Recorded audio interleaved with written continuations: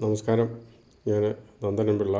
എൻ്റെ my experiments in police എന്ന YouTube ചാനലിൻ്റെ 42ാമത്തെ വീഡിയോയിലേക്ക് സ്വാഗതം. ഇന്ന് സംസാരിക്കുന്നത് നമ്മുടെ കേരളത്തിലെ ഗവൺമെൻറ് സംവിധാനവും നമ്മുടെ IPS സംവിധാനവും നിയമാനുസരണം കേസുകൾ രജിസ്റ്റർ ചെയ്യുന്നതിലും നിയമാനുസരണം അതിൻ്റെ കുറ്റപത്രം കോടതിയിൽ കൊടുക്കുന്നതിലും പരാജയപ്പെട്ടിട്ടുണ്ടോ എന്ന വിഷയമാണ്. ആദ്യമായിട്ട് നമ്മൾ കേസ് രജിസ്റ്റർ ചെയ്യുന്ന വിഷയത്തിലേക്ക് വരാം. CRPC 154 പ്രകാരമാണ് ഒരു പോലീസ് സ്റ്റേഷനിലെ officer in charge of the police station മുമ്പാകെ ഒരാൾ ഒരു കോഗ്നൈസബിൾ ഒഫൻസ് സംബന്ധിച്ച് ഒരു മൊഴി നൽകിയാൽ അല്ലെങ്കിൽ പരാതി രേഖപ്പെടുത്തിയാൽ, പരാതി ഹാജരാക്കിയാൽ അതിൻ്റെ അടിസ്ഥാനത്തിൽ അയാളുടെ മൊഴി രേഖപ്പെടുത്തി ആ മൊഴിയുടെ അടിസ്ഥാനത്തിൽ ഒരു FIR രജിസ്റ്റർ ചെയ്യണം എന്ന് നിഷ്കർഷിച്ചിട്ടുള്ളത്. BNSSലേക്ക് വരുമ്പോൾ അത് 173 BNSS ആണ്. അതിനകത്ത് വളരെ കൃത്യവും വ്യക്തവുമായിട്ട് ഇങ്ങനെയൊക്കെയാണ് നിയമമെങ്കിലും പോലീസിന് നേരിട്ടെടുക്കാവുന്ന കുറ്റകൃത്യങ്ങളിൽ 100 എണ്ണം റിപ്പോർട്ട് ചെയ്യപ്പെട്ടാൽ 50% പോലും അല്ലെ 50 എണ്ണത്തിൽ പോലും 100-ൽ 50 എണ്ണത്തിൽ പോലും കേസ് രജിസ്റ്റർ ചെയ്യുന്നില്ല എന്നുള്ളത് ഒരു യാഥാർത്ഥ്യമാണ്.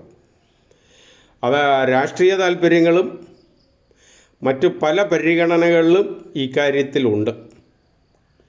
കേസ് അങ്ങനെ രജിസ്റ്റർ ചെയ്യാതിരിക്കുന്നത് ഒരു കുറ്റകരമായ കാര്യമാണ്. ചെയ്യാതിരിക്കുന്ന ഈ officer in charge of the police സ്റ്റേഷനെതിരെ അതിന് രണ്ടാമത് നമുക്ക് പരാതി കൊടുക്കാവുന്ന ജില്ലാ പോലീസ് മേധാവിയാണ്. ഇപ്പോൾ ജില്ലാ പോലീസ് മേധാവിയും അത് നിഷേധിച്ചാൽ നമുക്ക് 199 CRPC പ്രകാരം BNSS പ്രകാരം പ്രോസിക്യൂഷൻ അനുമതി ഇല്ലാതെ തന്നെ നടപടികൾ സ്വീകരിക്കാമെന്ന് കൃത്യമായിട്ട് BNSSൽ പറഞ്ഞിട്ടുള്ളതുമാണ്. എന്നാൽ ഇത് സംബന്ധിച്ച് നിരവധി കോടതി വിധികളുണ്ട്. ഈ കോടതി വിധികളും നമ്മുടെ ഈ പോലീസ് സംവിധാനത്തിന് ഒരു പരിധിവരെ ബാധകമല്ല എന്നാണ് കാണുന്നത്. അതായത് പോലീസിനെ സംബന്ധിച്ച് കേസ് രജിസ്റ്റർ ചെയ്യാതിരിക്കാൻ, ഒരു കോഗ്നൈസബിൾ ഒഫൻസ് റിപ്പോർട്ട് ചെയ്താൽ രജിസ്റ്റർ ചെയ്യാതിരിക്കാൻ സുപ്രീം കോടതി CRLMC 12/29/2002 Ramesh Kumari versus state of Delhi എന്ന കേസിൽ പറഞ്ഞിട്ടുള്ളത് നോ അതർ ഓപ്ഷൻ എന്നാണ്. കോഗ്നൈസബിൾ ഒഫൻസ് ഒരു പോലീസ് സ്റ്റേഷനിലെ SHO മുമ്പാകെ അല്ലെങ്കിൽ officer in charge of the police station മുമ്പാകെ റിവീൽ ആകപ്പെട്ട ഒരു പരാതിയോ ഒരു മൊഴിയോ വന്നാൽ SHOയെ സംബന്ധിച്ച് നോ അതർ ഓപ്ഷൻ എന്നാണ്. അതായത് കേസ് നിർബന്ധമായും രജിസ്റ്റർ ചെയ്യപ്പെട്ടിരിക്കണം എന്നാണ് പറഞ്ഞിട്ടുള്ളത്. ഇനി മറ്റൊരു കേസ് കൃതി വാഷി, അത് CRLMC 5933/2019 അതിൽ പറഞ്ഞിരിക്കുന്നത് പോലീസ് ഡ്യൂട്ടി ബൗണ്ടാണ് ഒരു നേരിട്ടുള്ള ഒരു ഓർഗനൈസ്ഡ് ഒഫൻസിനെ പറ്റിയുള്ള ഒരു വിവരം നേരിട്ട് ഒരു പോലീസ് സ്റ്റേഷൻ്റെ ചാർജ് വഹിക്കുന്ന ഉദ്യോഗസ്ഥൻ മുമ്പാകെ അറിവ് കിട്ടിയാൽ അത് ഡ്യൂട്ടി ബൗണ്ടാണ് FIR രജിസ്റ്റർ ചെയ്യാമെന്ന് പറഞ്ഞാൽ അതിന് യാതൊരു കാരണവശാലും അതിൽ നിന്ന് വഴുതി മാറാൻ കഴിയില്ല എന്ന് വളരെ കൃത്യമായി പറഞ്ഞിട്ടുണ്ട്. ഇനി ലളിതകുമാരി കേസിലും ഇത് തന്നെ അടിവരയിട്ട് പറഞ്ഞിട്ടുണ്ട്. മാൻഡേറ്ററി എന്ന വേർഡാണ് ഉപയോഗിച്ചിരിക്കുന്നത്. നിർബന്ധമായും കേസ് രജിസ്റ്റർ ചെയ്യപ്പെടണം എന്നാണ് പറഞ്ഞിരിക്കുന്നത്. പക്ഷേ ഇതൊന്നും നമ്മുടെ സംവിധാനങ്ങൾക്ക് ബാധകമല്ല. മറ്റു പല പരിഗണനകളുമാണ് കേരളത്തിലെ പോലീസ് സംവിധാനത്തിൽ കേസ് രജിസ്റ്റർ ചെയ്യപ്പെടുന്നത്. എന്നിട്ട് നമ്മൾ എന്ത് പറയും? നമ്പർ 1 ആണെന്ന് മൈക്ക് കിട്ടുന്നിടത്തെല്ലാം വിളിച്ചു പറഞ്ഞുകൊണ്ടിരിക്കും. ആർക്ക് കേസ് രജിസ്റ്റർ ചെയ്യാൻ വേണമെന്ന് പറഞ്ഞാൽ officer in charge of the police സ്റ്റേഷനായിട്ട് ഗവൺമെൻറ് മിനിമം പറഞ്ഞിട്ടുള്ളത് സീനിയർ സിവിൽ പോലീസ് ഓഫീസറെയാണ്. സീനിയർ സിവിൽ പോലീസ് ഓഫീസർക്ക് officer in charge of the police സ്റ്റേഷനായിട്ട് ചുമതല വഹിക്കാം. എന്നാൽ അതിൽ എക്സംഷൻ ഉള്ളത് ഈ സീനിയർ സിവിൽ പോലീസ് ഓഫീസറിൻ്റെയും അഭാവത്തിൽ ഒരു പോലീസുകാരന് കേസ് രജിസ്റ്റർ ചെയ്യാം. അത് PSOയിൽ അത് കൃത്യമായി പറഞ്ഞിട്ടുണ്ട്. അത് പോലീസ് സ്റ്റേഷനിൽ DO റൈറ്ററായ പോലീസുകാരുണ്ടെങ്കിൽ ജില്ലാ പോലീസ് മേധാവിയുടെ ഒരു ഉത്തരവിലൂടെ പോലീസ് സ്റ്റേഷനിലെ റൈറ്ററായിട്ട് ഉത്തരവായിട്ടുള്ള പോലീസുകാരന് മുകളിൽ പറഞ്ഞ, അതായത് ഈ പഴയ ഹെഡ് കോൺസ്റ്റബിൾ എന്ന് പറയുന്ന അല്ലെങ്കിൽ ഇപ്പോഴത്തെ സീനിയർ സിവിൽ പോലീസ് ഓഫീസർ എന്ന് പറയുന്ന റാങ്കിലെ ഉദ്യോഗസ്ഥൻ്റെ അഭാവത്തിൽ കേസ് രജിസ്റ്റർ ചെയ്യാം. എന്നാൽ ഈ പോലീസ് ഉദ്യോഗസ്ഥന് ഇൻവെസ്റ്റിഗേറ്റീവ് പവർ ഇല്ലാതാണ്. ഇതാണ് കേസ് രജിസ്റ്റർ ചെയ്യുമായി ബന്ധപ്പെട്ടുള്ള കാര്യം പറയുന്നത്.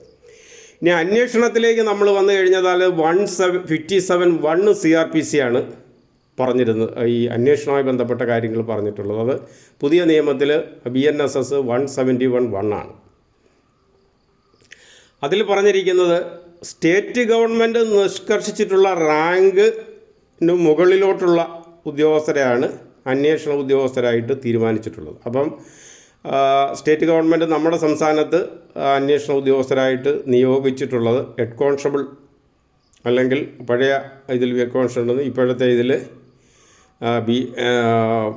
സീനിയർ സിവിൽ പോലീസ് ഓഫീസർ റാങ്കിൽ ഉള്ള ഉദ്യോഗസ്ഥരെ അന്വേഷണ ഉദ്യോഗസ്ഥരായിട്ട് നിയമിച്ച് ഗവൺമെൻറ് ഉത്തരവ് ഇറക്കിയിട്ടുള്ളതാണ്. ആ ഉത്തരവുപ്പെട്ട ഉദ്യോഗസ്ഥർക്ക് അന്വേഷണ ഉദ്യോഗസ്ഥരായിട്ട് ചുമതല വഹിക്കാവുന്നതാണ്. പക്ഷേ അന്വേഷണത്തിൽ നമ്മൾ പ്രത്യേകം ശ്രദ്ധിക്കേണ്ട ഒരു കാര്യം, മുകളിലോട്ട് ഏത് റാങ്കിലും പരിധിയില്ല. മുകളിലോട്ടുള്ള ഏത് ഉദ്യോഗസ്ഥനും 36 CRPC അല്ലെങ്കിൽ ഇപ്പോഴത്തെ BNSS 30 പ്രകാരവും പോലീസ് സ്റ്റേഷനിൽ ചാർജ് വഹിച്ച് അന്വേഷണം ഏറ്റെടുക്കാവുന്നതാണ്. നിയമപരമായിട്ട് യാതൊരു സുപ്പീരിയർ ഓഫീസറിൻ്റെ power to take the charge of the police സ്റ്റേഷൻ്റെ ഭാഗമായിട്ട് വരുന്നതാണ്. ഇതിൽ ഞാൻ നേരത്തെ പറഞ്ഞ പോലെ കനോട്ട് ഇൻ്റർഫിയർ ക്യാൻ സൂപ്പർവൈസ് എന്നാണ് പറഞ്ഞിട്ടുള്ളത്. അത് നമ്മുടെ മുരിഗേഷൻ വേഴ്സസ് സ്റ്റേറ്റ് ഓഫ് കേരള എന്ന കേസിൽ CRLMC 169/44/2010 അത് അടിവരയിട്ട് സുപ്രീം കോടതി പറഞ്ഞിട്ടുണ്ട്. അതായത് കേസിൽ അനാവശ്യമായി മേലുദ്യോഗസ്ഥർ ഇടപെട്ട് നമ്മുടെ ഇപ്പോഴത്തെ ആലപ്പുഴ കേസ് പോലുള്ള സംഭവങ്ങൾ പശ്ചാത്തലത്തിൽ അതിന് വളരെ പ്രസക്തി ഉള്ള കാര്യമാണ്. അപ്പോൾ അതിലും ഈ അന്വേഷണം ആര് നടത്തണം എന്ന കാര്യത്തിൽ അവ്യക്തതയൊന്നുമില്ല. ഹെഡ് കോൺസ്റ്റബിൾ അതിൽ SCPO റാങ്കിലുള്ള ഉദ്യോഗസ്ഥരെയാണ് ഗവൺമെൻറ് ഇക്കാര്യത്തിൽ നിഷ്കർഷിച്ചിട്ടുള്ളത്. എന്നാൽ സംസ്ഥാനത്തിലെ പോലീസ് ഉദ്യോഗസ്ഥരൊക്കെ ടെസ്റ്റ് പാസ്സായെന്നൊക്കെ പറഞ്ഞ് ചില അന്വേഷണങ്ങൾ നടത്താനായിട്ട് കേട്ടറിവുണ്ട്. പക്ഷേ ഗവൺമെൻറ്റിനെയാണ് ചുമതലപ്പെടുത്തിയിരിക്കുന്നത് ഇക്കാര്യത്തിലേക്ക്. സംസ്ഥാന പോലീസ് മേധാവിക്ക് അങ്ങനെ ഒരു ഉത്തരവ് അതിന് താഴെയായിട്ട് ഏതെങ്കിലും ഉദ്യോഗസ്ഥരെ അന്വേഷണ ഉദ്യോഗസ്ഥനാണ് ചുമതലപ്പെടുത്താനായിട്ട് യാതൊരുവിധ അവകാശവുമില്ല. അങ്ങനെ ചെയ്തിട്ടുണ്ടെങ്കിൽ അത് തെറ്റാണ്. ഗവൺമെൻറ് ഏത് ഉദ്യോഗസ്ഥനെ വേണമെങ്കിലും ചുമതലപ്പെടുത്താം. അതായത് ആ റാങ്കിന് മേലോട്ടുള്ള ഇപ്പോൾ CPO റാങ്കിന് മുകളിലോട്ടുള്ള ഉദ്യോഗസ്ഥരെ അന്വേഷണ ഉദ്യോഗസ്ഥരായിട്ട് ഗവൺമെൻറ് CRPC 157(1) പ്രകാരമോ അല്ലെങ്കിൽ BNSS 171(1) പ്രകാരമോ ഉത്തരവിറക്കി കഴിഞ്ഞാൽ അതിന് പ്രാബല്യമുണ്ട്. അങ്ങനെ ഉത്തരവില്ല എന്നാണ് മനസ്സിലാക്കിയിട്ടുള്ളത്.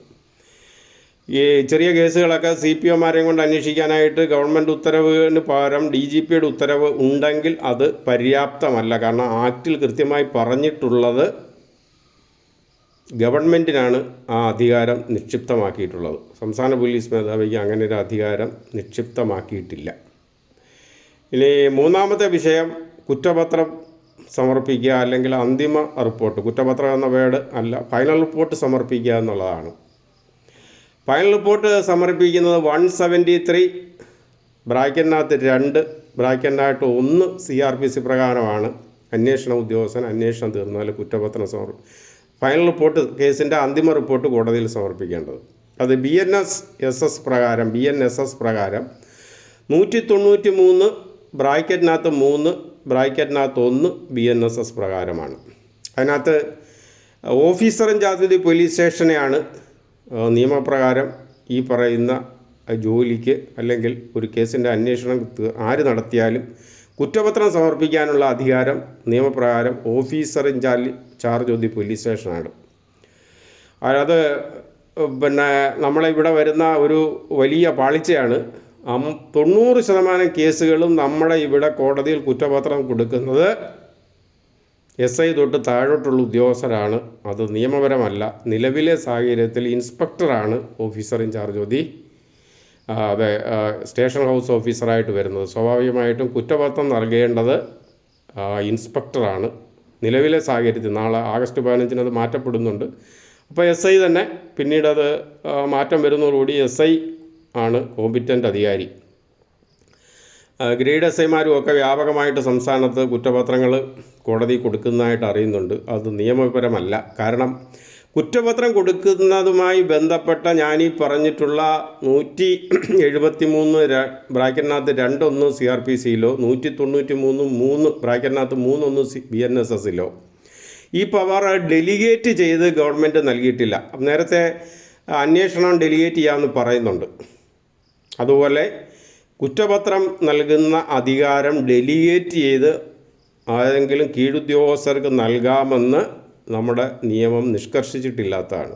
അപ്പോൾ സ്വാഭാവികമായിട്ടും 173 പഴയ 173 2(1) പ്രകാരം പറഞ്ഞിട്ടുള്ള പുതിയ BNS 193(3)(1) പറഞ്ഞിട്ടുള്ളവരെ officer in charge of the police station തന്നെയാണ് കേസിൻ്റെ അന്തിമ റിപ്പോർട്ട് കോടതിയിൽ സമർപ്പിക്കേണ്ടത്. ഈ കാര്യത്തിൽ വിജിലൻസിൽ മാത്രമായിട്ട് നമ്മുടെ ജേക്കബ് തോമസ് സാറ് അവിടുത്തെ ഡയറക്ടറായിരിക്കുന്ന സമയത്തൊരു ഉത്തരവ് 14/2/17 ഇറക്കിയിട്ടുണ്ട്. അതിൽ അദ്ദേഹം കൃത്യമായിട്ട് പറഞ്ഞിട്ടുണ്ട്.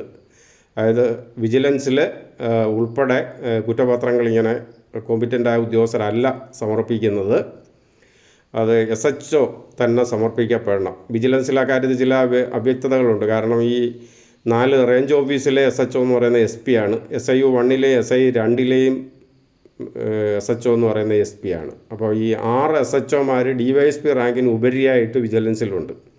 ഞാൻ മനസ്സിലാക്കുന്ന ഈ 6 SHOമാരും ഈ പറയുന്ന ഈ ഫൈനൽ റിപ്പോർട്ട് കൊടുക്കുന്ന നടപടി ഏതാണ്ട് ഈ DYSPമാരെ പെടലിക്ക് വെച്ച് തലയൂരുന്ന സ്ഥിതിയാണ് വിജിലൻസിലും ഉള്ളത്.